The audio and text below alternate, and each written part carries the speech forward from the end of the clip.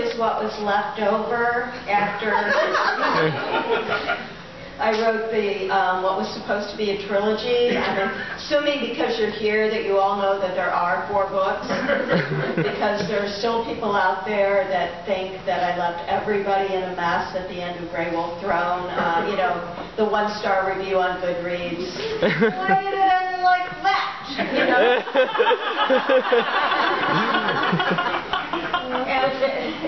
And it doesn't seem to matter what I do. I mean, I tried to let people know that there are 4 books, and I still run into people who, you know, like, what's that? I'm like, well, it's the 4th book.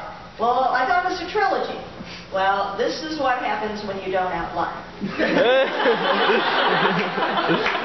And I'm not a big planner anyway. When this 7 Realms, I actually created the world for an adult high fantasy series that I began to write while I was waiting to be an overnight success as a young adult author.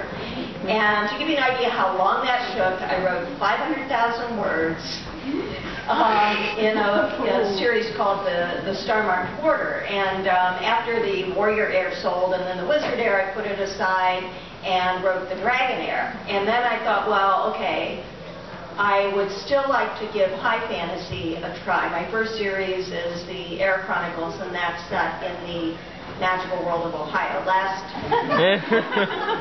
time I was here, Dan knows where that is. Last time I was here, I brought a map of Ohio, so the New Yorkers get an idea, you know. Presidential campaign. Oh, yeah. I'm so glad not to be in a swing state for at least a little while. It's so quiet. Anyway, so I thought, well, I'd still like to give high fantasy a try, but I had really found that teenagers are, I mean, it's the most wonderful, passionate audience in the world. I mean, books change lives. I get the emails I get. I can't imagine that you know, authors for grown-ups get those kinds of emails. So I thought, well, I'd like to write high fantasy for teens, and there really wasn't much out there at the time. And so I realized I already had a world created for the Star-Marked Quarter. I had a magical system. I had a map. And I had characters that I really loved. So I took some of the characters back to when they were teenagers. And that's how I came up with the idea for the 7 Realms series. So I wrote 60 pages, I gave them to my agent, and he's like, oh, I really like this. He says, I'd like to pitch a 3-book deal. And I said, yeah, I think it's 3 books. And he said, well, then can you give me an outline for each of the books? And I said, no. I have no idea. And he's like, well, can you give me a paragraph for each book? And I said, do I have to stick with what I write? And he said, no, once we get the money, do whatever you want.